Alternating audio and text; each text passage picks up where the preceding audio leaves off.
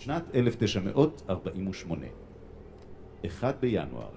שתי ספינות מעפילים הנושאות כ-15,000 נפש מופנות בכוח לקפריסין. 19 בינואר 48. מרטין בובר קורא בהארץ, אל ניתן לרחוב להשתלט עלינו.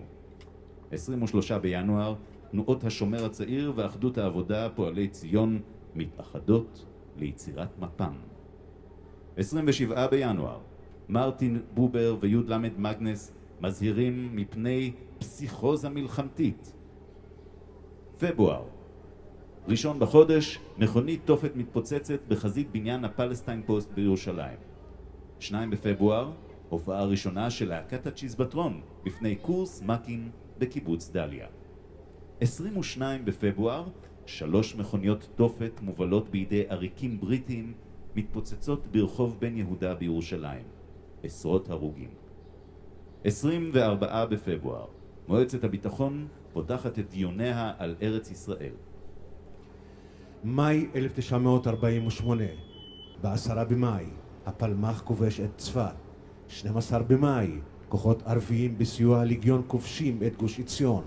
13 באותו חודש, כוחות ההגנה וגם של האצ"ל כובשים את יפו.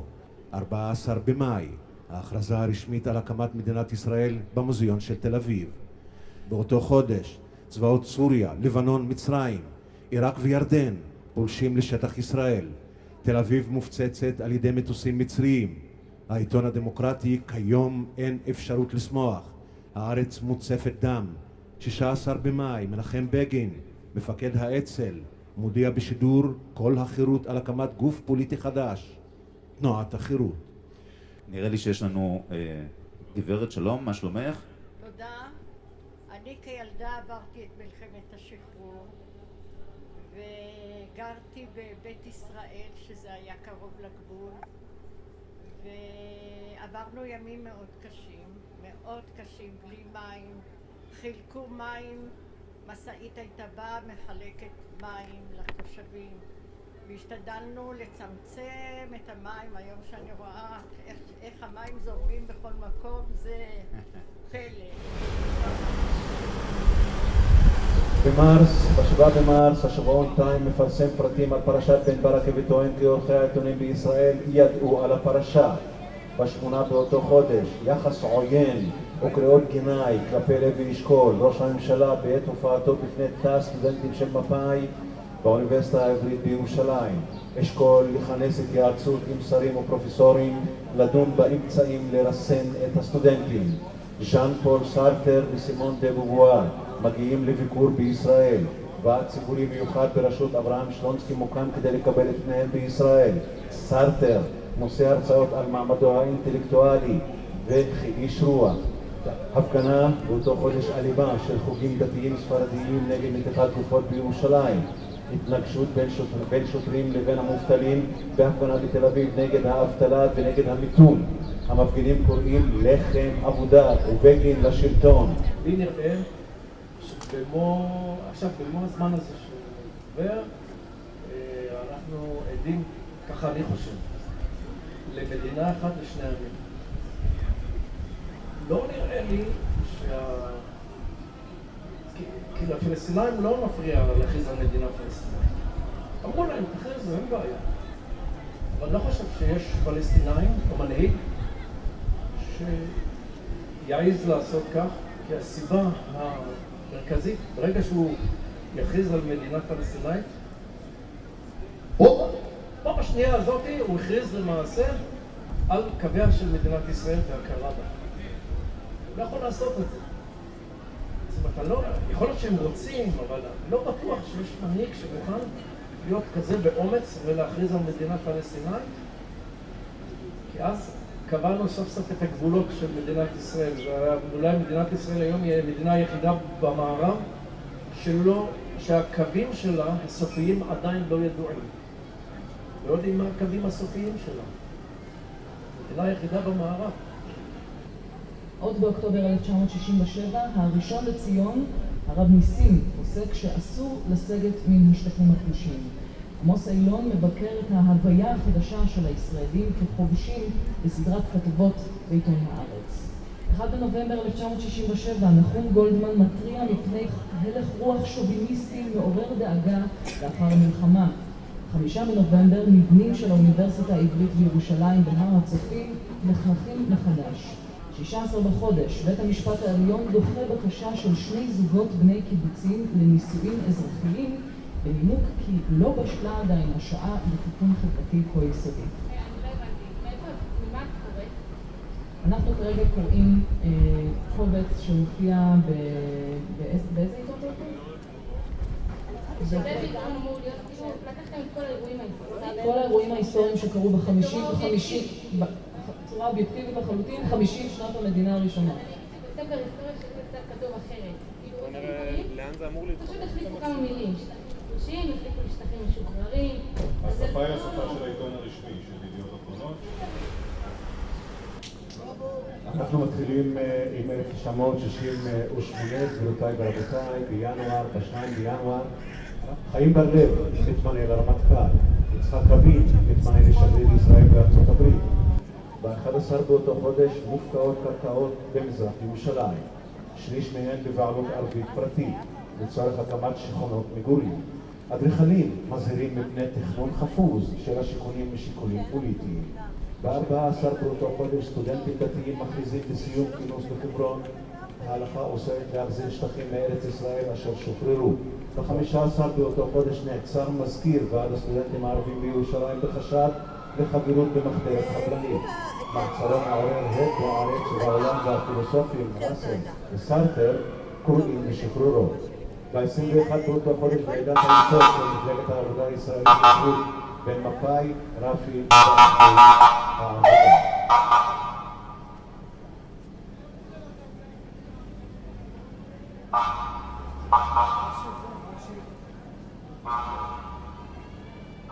ב-5 בפברואר, הצוללת דקר ובה 69 אנשי צוות מוכרזת כנעדרת. שמועות כי הוטבעה על ידי הצי הסובייטי בים התיכון. ב-6 באותו חודש ארגון בני עקיבא קורא לשלב את בני הישיבות בצה"ל במסגרת הסדר שיאפשר את הלימודים בישיבה. ב-3 בינואר 72 הפנתרים השחורים מפגינים נגד קיצוץ המענקים הסוציאליים. באמצע החודש גולדה מאיר אומרת לא נחזיר את מזרח ירושלים גם אם הדבר ימנע שלום. ב-18 בחודש בירושלים מתכנס הקונגרס הציוני. הכ"ח הוא מחליט שלא לאפשר לאנשי הפנתרים השחורים והליגה להגנת יהודית לשאת את דבריהם. בחוץ מפגינים חברי הפנתרים השחורים. 30 אנשים נעצרים. שלום, היי, אני מקווה ואני אוספת ברכות לחברים שלי שמתחתנים. אני מאוד אשמח אם תבואו לכתוב בהצלחה, תבדיקו לי על החולצה, ושיהיה לכם שבת שלום, תודה.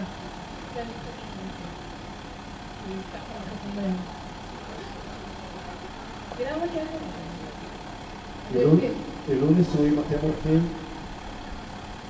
אילו נישואים אתם הולכים? אזרחיים. כן. כאן בארץ? חתונה אלטרנטיבית. אבל בארץ אסור, צריך לצאת בחוץ לארץ, לא? אפשר אפשר להיות גם במעמד של ידוע בציבור. זה בסדר גמור, זה לגיטימי. הכל טוב ויפה. זה לא סותר מסורת, זה לא סותר את היהדות. שבת שלום ותודה. מה דעתו של הרב בעניין? ודאי זה סותר את היהדות, צריך להגיד את זה באופן ברור ביותר. חייבים להינשא לפחות גם לפי החוק, על פי דת משה וישראל. אני מצטער, אני כמובן לא אתן את זה, לא כסף ולא ברכה. הדת היא הגורם לכל המלחמות, וכל פתרון של מדינה זו או מדינה אחרת לא יכול להתבצע, כי ההגנה היא נגד הדת. לדת יש אמת, לדת יש צדק, והקירוב של הרחוקים היא אל הדת, ואין שום דת שתפסע צעד אחד קדימה לקראת אנשים אחרים. אוקיי, בבקשה אדוני. אני לא חושב שכבודו צודק. בתורה, הדת שאני מכיר על כל פנים, לא מכיר את הדת השנייה, נאמר דרכיה דרכי נועם וכל נתיבותיה שלום. הדת לא דוגלת במלחמות, הדת היא נגד מלחמות, ורגע אני אסביר על 100 שערים אם כבודו רוצה לשמוע. הדת היא בעד מלחמה, בעד שלום, אך ורק בעד שלום ולא בעד מלחמה. זה נכון שמלחמות הן גם נלקחות גם מהדת, כי לפי מה שאני יודע על כל פנים, האסלאם רוצה שאנחנו לא נהיה פה, זאת אומרת, לפי דת האסלאם. אז נכון שהאסלאמיסטים, יכול להיות שאני טועה, אני לא בטוח. אתה לא נסמך על כתובים. נכון, יכול להיות, אבל מצד שני גם הזכות שלנו פה במדינה, בארץ הזו, היא גם מכוח הדת. אנחנו פה, אלוקים נתן לנו את הארץ הזאת, וזה מופיע בתנ"ך, ודאי אתה יודע, וזה אני כן נסמך על כתובים, ולכן זה נכון שאנחנו הדת אומרת לנו להיות פה ולא באוגנדה לצורך העניין, אז זה נכון. עכשיו בעניין של 100 שערים, אני אגיד לך. בכל קבוצה, דתי, חילונים, חרדים, כל קבוצה שלא תהיה, ישנם קיצונים. שהקיצונים האלה עושים מה שהם רוצים, הם לא כפופים לשום דבר, לא לחוק, לא לרבנים, לא לפוליטיקאים, לאף אחד לא. אז אם, מה? זה כבר ממש לא דת. אותם אנשים יכולים לעשות בחיים האישיים דברים נוראים. הם ממש לא דתיים, זה שהם הולכים עם מעיל ארוך וכובע ויש להם זקן ועוד, כמו שאני הולך, זה לא אומר שהם דתיים או חרדים. התורה לא מרשה להרביץ לאנשים, להכות, לאלימות. כמו שאמרתי קודם, לאחרי דרכי נועם וכל נתיבותיה השלום. אז ישנם קיצוניים, בסדר, ישנם קיצוניים בכל מקום. וכמו שנבוא ונאמר שכל החילונים, לא יודע מה, לא רוצה לומר מה, כי יש מקומות כאלה. זה לעשות הכללות, יש גם 100 שערים. 100 שערים, הציבור החרדי בארץ הוא כמה מאות אלפים. יש לי שאלה. בכל 100 שערים, בבקשה. האם אתה חושב שאני יכול להגיד את מה שאתה אומר עכשיו ב100 שערים, ולא בגלל קיצוניים? זאת אומרת, האם האדון הזה יכול היה לומר דברים שלו עכשיו בכיכר השבת? לא. ברור שלא. למה? לא בגלל קיצוניים. לא בגלל קיצוניים, כי לא רק הקיצוניים היו מעיפים אותו משם בכל הרוחות, אלא הזרם המרכזי לא היו נותנים לו לדבר.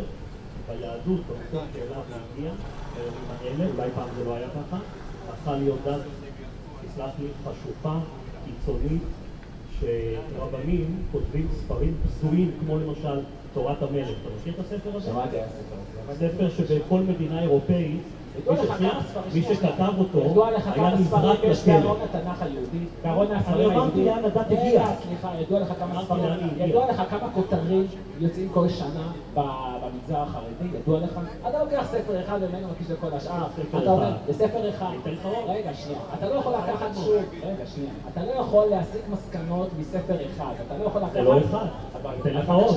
בבקשה, ישנם אלפי ספרים שיוצאים, אלפי כותרים שיוצאים. הגישה שאומרת שהגוי אין לו ערך, היא גישה שהופך להיות יותר ויותר מרכזית ביהדות האורתודוקסית.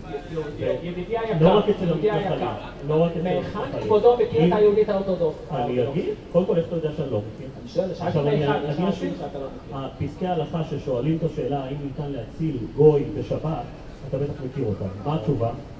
מותר. מותר? אני שמעתי שאסור. שמעת? אז אני אומר לך. השאלה היא מי? השאלה היא מי? השאלה היא מי אומר? מי אומר? ומי שכותב בספרים למשל שצריך חס וחלילה להרוג ילדים של גויים, של ערבים, משום שהם יגדלו להיות מחבלים או משהו בסגנון הזה, קראת? זה קיים. אתה לוקח דברים הזויים של אנשים הזויים ואתה אומר שזו היהדות האורתודוקסית. בבקשה, מכיוון שאתה מכיר, תן לי שנייה לסיים את המשפט, מכיוון שאתה מכיר את היהדות האורתודוקסית, לדעתי, שוב, סליחה שאני לא בדקתי, לא מכיר אותך, אתה מכיר את היהדות האורתודוקסית אך ורק במסך הטלוויזיה, אתה אומר את המבנה, אני אעזור אותך הביתה, בוא אליי, אני אשמח, אבל אני שואל שאלה פשוטה. שנייה אחת, אני אסיים את המשפט, בוא אני אכיר לך את היהדות האורתודוקסית כמו שהיא, אכיר לך את הרבנים שלה, ותבוא אחר כך ותבוא לכאן, ותבוא ותאמר, האם היהדות האורתודוקסית היא כמו שחשבת או לא כמו שחשבת? השאלה היא למה? מכיוון שאתה לא מכיר, אתה מכיר דברים קיצוניים. השאלה היא למה אני לא יכול... סליחה, התקשורת מטבע הדברים לוקחת דברים קיצוניים. למה אני לא יכול לעמוד בכיכר השבת, ואתה יודע שאני לא יכול? למה אני לא יכול לעמוד ולומר את הדברים שלי כמו שאני אומר אותם עכשיו? כי זה חסר טקט. חסרת? כן. לבוא ולומר, זה כמו שאני אבוא לעמוד פה ועכשיו ואטיף על הקהל, שכולם יעמדו בתמול. לא, אני לא עושה זאת, כי זה חסר טקט. אתה הרי יודע... לא כל דבר שאני חושב, אני אומר בכל מקום. בדיוק, במדינה פלסטינאית תדבר נגד מוחמד? מה השטויות אתה האלה? מלווה את עצמך למדינה פלסטינאית? לא, אבל אתה לא יכול לומר כל דבר בכל מקום, אני שואל, למה אתה יכול פה להגיד מה שאתה רוצה? אני לא יכול מבטיח לומר לך. פה מה שאני רוצה. תגיד מה שאתה רוצה, אני לא אתן לך אומר פה כלום. מה שאני רוצה. למה חייל במדים לא יכול לעבור בין אמרתי לך, הסברתי שיש כמה קיצוניים. אבל זה לא רק קיצוניים, למה ואתה אני לא יודע יכול את זה. להיכנס לאום אל-פחם? נו, זה במדינה, מה השטויות האלה? זה לא נכון. בוא איתי. אוקיי, תודה רבה לכם. לי קוראים מוטי בננה, זה אולי מצחיק אותך, אבל אני אגיד לך למה. אני אומן, משורר, ואני חי 15 שנה בהודו. מה עוללו לבננה בישראל? מה עוללו? כולם פה בננות. לא, מה עוללו לך, מר בננה? מה עוללו? לא, אני המצאתי את מוטי בננה בהודו, ראיתי שכולם בננות. אבל לא רפובליקת בננה. לא, יש רפובליקת בננה ויש מוטי בננה. מוטי בננה זה אני. אז מה הסוגיה, מר בננה? מה הסוגיה? שום דבר לא שייך לכם, הכל שייך לציונות. אוקיי, דבר. כן. אנחנו פה רק קומיסרים, אנחנו קומיסרים. אתם רוצים ליהנות, רק תהנו ותיתנו אחד לשני. ואל תחפשו כל מיני פילוסופיות. זה מה שאני רוצה להגיד לכם. יש לי עוד הרבה להגיד, אבל עזוב. לא משנה, אהבתי את הסגנון שלך, מר בננה. תודה רבה. סגנון מהוקצע, כן, עכשיו אני בוקע אתן... ממעמקי הנשמה והלב. עכשיו אם אתם רוצים גם אני אתן לכם שיר. לא, אנחנו רוצים לשמוע את ה... לא, שיר זה טוב דווקא. יש לך פואנטה, יש לפני השיר. בשיר הזה יש לך את כל המסר שאני רוצה לתת. קדימה, בבקשה, שיר.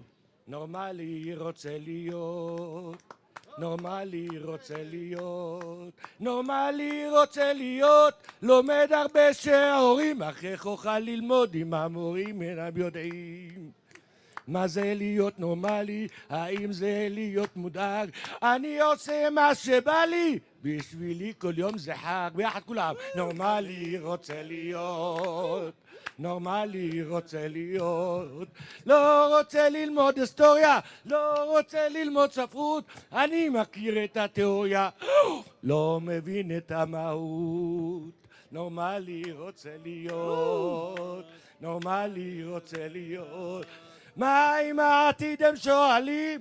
מה יהיה מחר? אני חי את העתיד, לי יש רק את העבר, נורמלי רוצה להיות. ב-3 באוקטובר 1973, בפגישה עם ועדת האורחים, מאשר הרמטכ"ל לדיווחי הסוכנויות הזרות על המצב בגבולות, אבל הוא מבקש מהוועדה להעלים את המידע או להצביעו. ידיעות אחרונות בידיעה קטנה בעמוד הראשי מפרסמים שאין סימני כוננות בסואץ. ב-6 באוקטובר 1973, בשעה 2:50 בצהריים, מתחילים המצרים לצלוח את הקהל. בגולן מתחילה מתקפה סורית. מצב החרמון נכבש. ב7 בחודש הצבא המצרי משלים את הצליחה, כי 2/3 מכוח השריון הסדיר של צה"ל נפגעים. בצהריים מגיעות חטיבות שריון ראשונות לסיני. הסורים ממשיכים להתקדם בגולן. ב8 באוקטובר מתקפת נגד של אוגדת אברהם אדן נהדפת תוך אבדות כבדות. מתחילה מתקפת נגד בגולן. ב10 באוקטובר רב אלוף במילואים מרדכי בר-לב מתמנה למפקד חזית התעלה. צה"ל כובש מחדש את כל שטח הגולן למעט מצב החרמון. סבתא שלי עלתה לפה לפני ליל הבדולח, עלתה לישראל, הייתה אמורה להגיע למחנה העלייה ולנסוע ולחזור לגרמניה, כבר אחרי ליל הבדולח לא יכלה לחזור לגרמניה, נשארה כאן מהתקופה הזאת עד היום. בליל הסדר הזה השנה שרנו והיא שעמדה. אחרי ששרנו והיא שעמדה, סבתא שלי אמרה, אתם יודעים, בתקופה הזאת לא צריך לשיר והיא שעמדה. לאבותינו שהקדוש ברוך הוא מצילנו מידם, אלא הקדוש ברוך הוא מצילנו בידם. למלך ירדן התחננו אליו, ראש הממשלה התחנן אליו, ירד לו לברכיים, אמר לו אל תיכנס למלחמה, אל תיכנס למלחמה. במלחמת 48 שם, במלחמת השחרור, התחננו להם לא להילחם, התחננו שהם לא ילחמו וייכנסו וילחמו איתנו, וכל הפעמים שהם נכנסו ותקפו אותנו אז אנחנו ניצחנו ולקחנו להם את השטח, אז הם עוד מעיזים לבוא לבקש את השטח בחזרה, לבוא לומר לך משהו. אם עכשיו בן אדם בא לך עם סכין ואתה מסובב את הסכין ודוקר אותו בחזרה, אתה רוצח פה? אתה רוצח, אתה שמגן על עצמך, שבכל מקום אחר שאתה תהיה ושלא תהיה, אנשים ירקו עליך, יסתכלו עליך, יבזו אותך, ירצחו אותך. רגע, יש לי שאלה אליך. אתה אומר שאנחנו צריכים להתגונן. אם בגילו היה אירוע לפני כמה שנים שערבי דקר שוטר, והשוטרת שהייתה איתו, במקום להוציא את האקדח ולירות באוויר, מה שנקרא לעשות רתק, אז היא רק רצה למכשיר קשר וצעקה, תביאו לנו תגבורת. באותו זמן שהערבי הזה ברח, הוא דקר שם יהודי בן 90 והוא רצח אותו. אז קודם כל, אתה מדבר איפה ההרתעה. אם המשטרה שלנו לא יודעת להוציא את האקדח, ושוטרת הכי פשוטה לראות, זה מה שקורה כמו שהיה בגבעת שאול, איך זה נקרא שם, איפה שהיה? קריית משה? בקריית משה. אותו דבר, גם הגיעו שם שתי שוטרים. שתי שוטרים הגיעו לשם, והערבי נכנס לבפנים מרכז הרב, והוא המשיך לטבוח שם ביהודים. עכשיו, אם אותו שוטר, סליחה, רגע, אם אותו שוטר היה מוציא את האקדח, סתם יורה באוויר, רק יורה באוויר, אותו מחבל שבפנים רץ, הוא היה תופס מחסה, כי הוא חושב שיורים עליו. אז קודם כל הבעיה היא, לא שאנחנו חייבים להתגונן, אבל קודם כל המשטרה שלנו, אני מסכים איתם 100%. המשטרה שלנו לא יודעת איך להתערב ולתפעל את הנשקים שלהם. רוצה להגיד משהו? כן. בבקשה.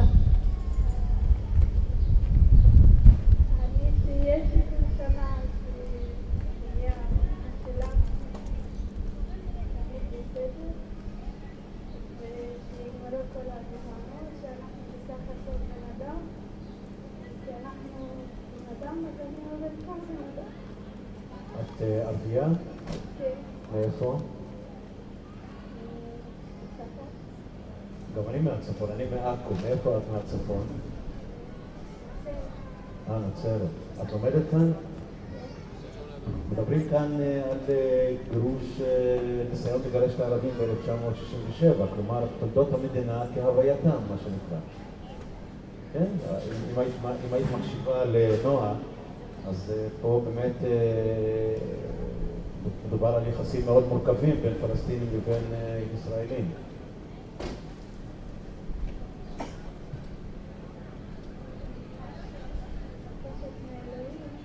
תקרבי את המיקרופון רק שנשמע, כי אלוהים מאוד חשוב לדעת איזה מסר את מעבירה לאל במרומים. אני מבקשת ממנו שתהיה הפגנה שלנו כל שנה. טוב מהשנה. כל שנה תהיה טובה מקודמותיה. ושיהיה שלום בין ערבים לבין יהודים? בטח. זה ברור.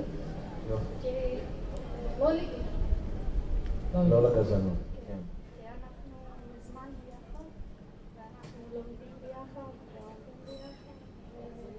ואני הגדלתי גם במשפחה דרוזית 6 שנים. את היית במשפחה דרוזית? כן. אבל מה המוצא שלך? תהיה אני קבעתי? אתה מכיר את בטח, אני ערבי, איך אני לא מכיר? בוודאי. גם יהודים מכירים, לא רק ערבים. סייל בעלול. אז את למדת כנראה באוניברסיטה של חיפה והתגוררת בעוספיא. כן. כן, מה רצית לומר?